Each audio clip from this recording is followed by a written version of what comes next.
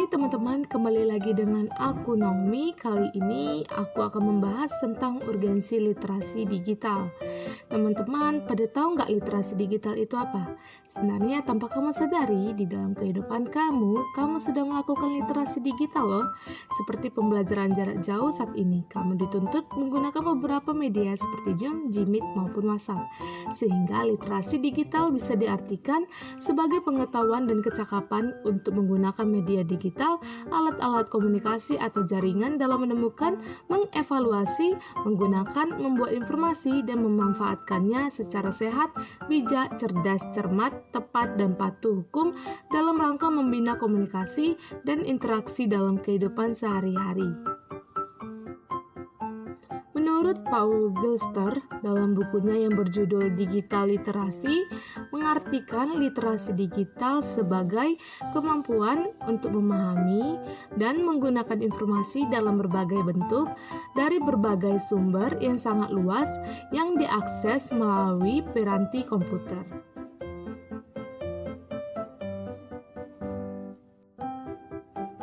Sementara itu, Douglas A.J. Belsaw dalam tesisnya yang berjudul What is Digital Literacy mengatakan bahwa ada 8 elemen esensial untuk mengembangkan literasi digital, yaitu sebagai berikut. Yang pertama, kultural, yaitu pemahaman ragam konteks pengguna dunia digital.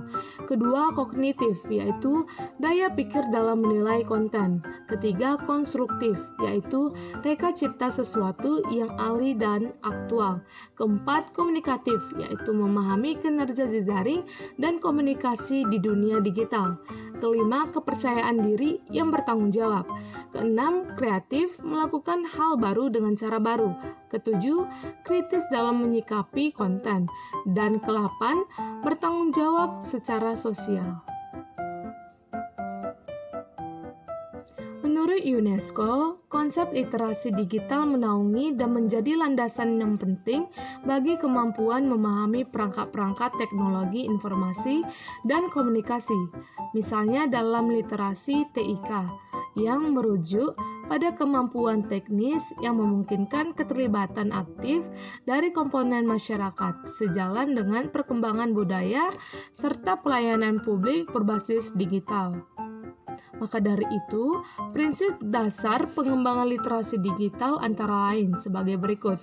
Prinsip pertama dari literasi digital adalah pemahaman sederhana yang meliputi kemampuan untuk mengekstra ide secara implisit dan eksplisit dari media.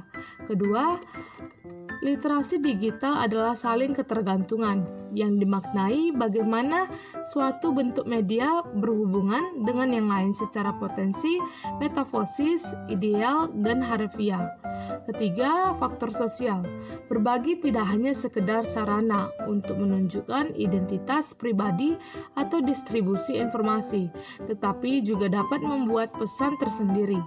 Siapa yang membagikan informasi, kepada siapa informasi itu diberikan, dan melalui media apa informasi itu diberikan, tidak hanya dapat menentukan keberhasilan jangka panjang media itu sendiri, tetapi juga dapat membentuk ekosistem organik untuk mencari informasi, berbagi informasi, menyimpan informasi, dan akhirnya membentuk ulang media itu sendiri. Yang keempat, kurasi tingkat lanjut harus berpotensi sebagai kurasi sosial, seperti bekerja sama untuk menemukan, mengumpulkan, serta mengorganisasi informasi yang bernilai. Pendekatan yang dapat dilakukan pada literasi digital mencakup 2 aspek, yaitu pendekatan konseptual dan operasional. Pendekatan konseptual berfokus pada aspek perkembangan kognitif dan sosial emosional, sedangkan pendekatan operasional berfokus pada kemampuan teknis penggunaan media itu sendiri yang tidak dapat diabaikan. Berikut beberapa manfaat literasi digital. Yang pertama, memudahkan mencari informasi terkini secara cepat. Kedua, memperluas jaringan. Melalui media sosial kita dapat memperoleh teman baru dari berbagai wilayah, bahkan dari luar negara Indonesia. Ketiga, mempermudah proses komunikasi dengan bantuan aplikasi seperti WhatsApp, Line, Facebook, Messenger, kita dapat dengan mudah membangun komunikasi dengan orang lain. Keempat, berpikir lebih kritis, kreatif, dan inovatif dalam memecahkan suatu masalah. Contoh tantangan literasi digital di Indonesia saat ini. Yang pertama adalah hoax atau berita bohong. Maraknya terjadi di media sosial, dan jika masyarakat tidak melakukan pemeriksaan lebih lanjut, maka akan berdampak buruk bagi masyarakat itu sendiri. Yang kedua, penipuan daring. Kejahatan yang sering terjadi dan melibatkan aktivitas jual beli online.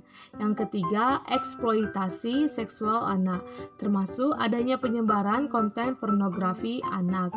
Yang keempat adalah perundungan cyber, menyerang seseorang melalui media sosial. Dan yang terakhir, serta ujaran kebencian dan radikalisme yang berbasis digital.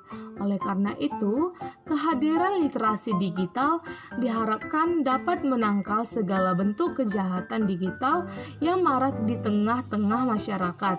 Dan masyarakat juga dihimbau menggunakan internet secara bertanggung jawab demi menghindari sesuatu yang tidak diinginkan. Upaya-upaya yang dapat dilakukan untuk meningkatkan kemampuan literasi digital. Yang pertama adalah peningkatan fasilitas publik yang mendukung literasi digital. Saat ini sudah banyak perpustakaan umum daerah yang menyediakan akses internet gratis dalam rangka meningkatkan fasilitas publik yang mendukung gerakan literasi digital. Akan tetapi, tidak semua golongan masyarakat dapat menjangkau perpustakaan umum yang ada di daerahnya.